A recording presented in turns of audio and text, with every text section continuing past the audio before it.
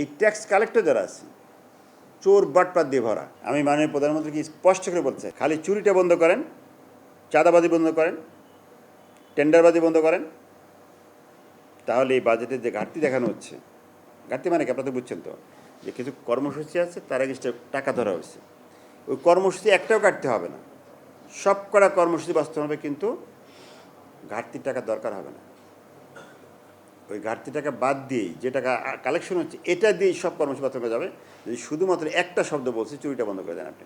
প্রত্যেকটা লোক এই জব করতে হলে আগে তাকে বলতে হবে, তার ব্যালেন্স শিট দিতে হবে, তার সম্পদ কী আছে, তার দায় কী আছে, তাকে চাকরি শুরুতেই দিতে হবে, প্রতি বছর ইভ্যালুয়েট করতে হবে। নট অনলি দিস, আমি বলছি তার চলন বলনে পরীক্ষা করতে হবে। বেতন পায় 60,000 টাকা, কোর্ট গায়ে দিচ্ছে 1 লাখ টাকা, তার মানে কি? বেতন পায় 60,000 টাকায়, গুলশানের 1.5 লাখ টাকা দামের বাসায় থাকে। বেতন পায় 60,000 টাকায়, গাড়ি যেটা ব্যবহার করে বউ 1 কোটি টাকা দামের।